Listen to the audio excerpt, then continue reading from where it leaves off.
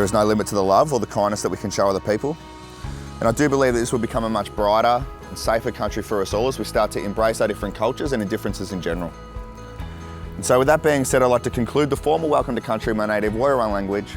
Womanjika, Warranjeri, Balok, Yemi, Kudibik, Womanjika Balok, Womanjika Kidips, which means you are most welcome to the land of Wurundjeri people today. Welcome people, welcome friends. Hi, we're here today at the Parliament House for State of the Future, a youth forum to connect young people with the Parliament of Victoria. Young people have travelled from across the state to be here. Let's meet a few of them. So what led to this event today was basically myself and Sabur Ju and Shaladi Senga Yumva. Last year we attended a focus group at Parliament. We kind of addressed that there was a gap that we felt that young people don't really get to connect and share the things that are impacting them. And so we kind of asked if Parliament could bring together a forum or bring young people together to discuss these issues. I'm here today because I'm representing half of The Push, which is a youth music organisation in Victoria. And yeah, I'm super excited to be here and to meet other people and connect and talk about really important issues. If youth aren't at the table and aren't the ones directing that kind of conversation, we don't have actual buy-in for our own futures that they're not going to be around to help us with. I think it's important for Parliament to engage young people because it's really important to have a youth voice instead of having adults or other people to relying on them to advocate for us. I think there needs to be direct involvement in Parliament. So I'm from Echuca, Victoria, and I'm a proud Kamilaroi woman, and I'm here to advocate and show support for the youth of Aboriginal youth of today. Yeah. So I'm from the youth mental health organisation Batia, which is a preventative youth mental health org that focuses on lived experience storytelling. I'm here today representing us and also having a chat about mental health issues for young people. We're in this position where a lot of young people can't vote, and so our influence in that way can't be felt as much as I think it should be. So engaging with young people directly is a way to, bridge that gap and really future-proof the decisions we're making in this building. Parliament is genuinely interested in engaging with young people, and that's why we're so thrilled that you can all be here today. More than a third of Victoria's population is under 30, and it's essential that young people are connected with the people and processes that make decisions and affect our future. It's not for an MP to welcome the Victorian people to the Parliament. This Parliament is the Victorian people's Parliament. We encourage as many Victorians as they can to participate in what happens at our Parliament. The theme of today's panel is how young people and their interest can be best represented in Parliament.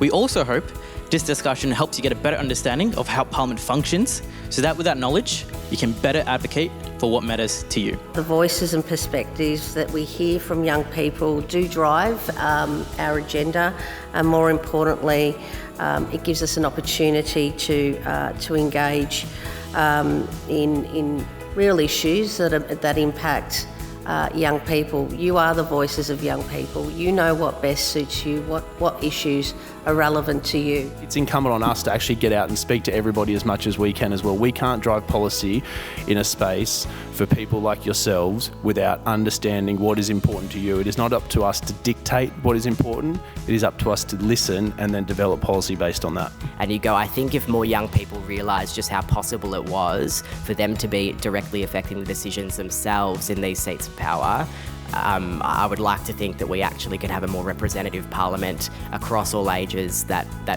again takes into account the impacts the decisions are going to have on future generations for many decades to come.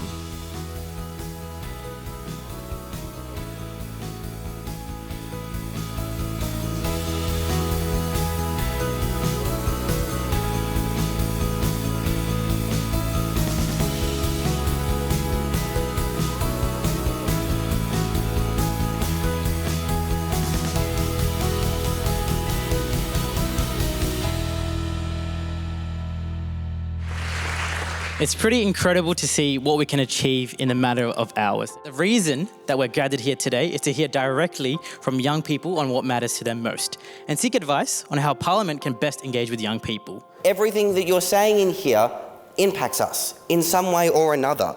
So we're here recommending that you consult us on these things. We need you to take that first step of saying, here's a bill, it's going to probably do this.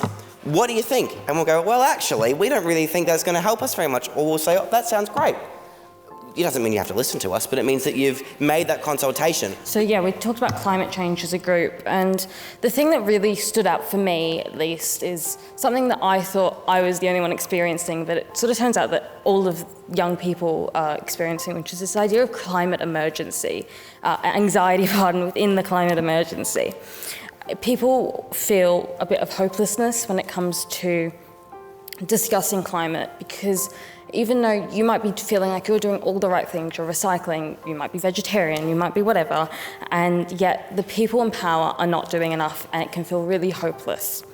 So what we hope Parliament starts doing is making changes, but also being more open about what is actually happening. Some of the key recommendations for Parliament is engage with people with lived experience. As we know, we're more likely to seek someone out who knows and struggled as we have. Run workshops that include people with lived experience. Encourage MPs to share their experience of mental health. The transition from high school to employment is not smooth enough. We identified that there's inequitable and lack of understanding of how young people can effectively educate themselves and utilise the education sector as a pipeline for employment opportunities. Therefore, the design of the education sector needs to ensure that young people are getting the right education to get the right employment they want. Well, we would love to see some site visits from MPs to come and hear from regional Victorians firsthand.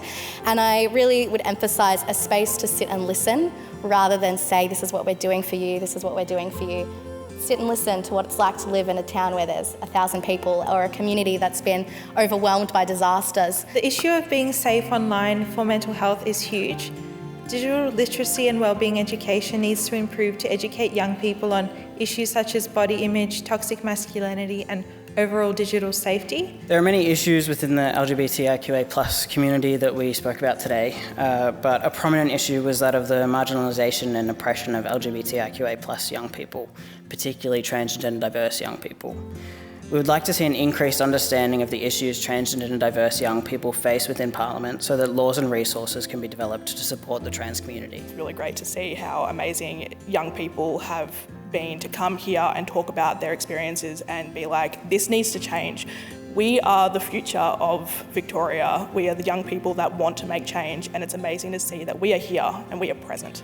It's really around helping the wider Australian community understand who we are by empowering our communities through controlling the stories and narratives that are told, to change the outdated systems that exist with innovative ideas that we have solutions for, right? Because we have that lived experience. I've seen it today. I've had a 180 completely on Parliament, and I've seen that if you just come and speak and open up those doors, you are able to go and do these things and able to help the bigger cause. I grew up in a migrant household in country Victoria. I didn't grow up in a household that had political connections.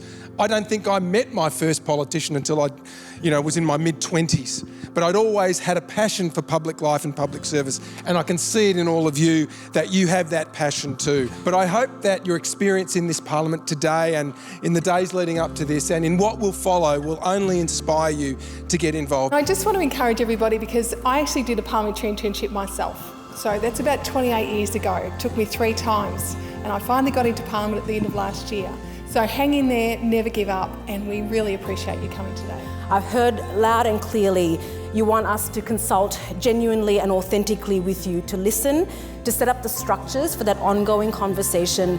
Come to us, consult with us. I will remember that for a long time to come, and that is our commitment, to set up those structures to ensure your voices are heard, not just today, but every day that we sit in these places. It's been really special today to hear consideration and contributions around a whole ton of different issues, and I accept absolutely that there is no issue that's not a youth issue. Even aged care is a youth issue in a sense, and it's absolutely critical for us us as members of Parliament to get that opportunity to hear from you, but also to continue to engage with you.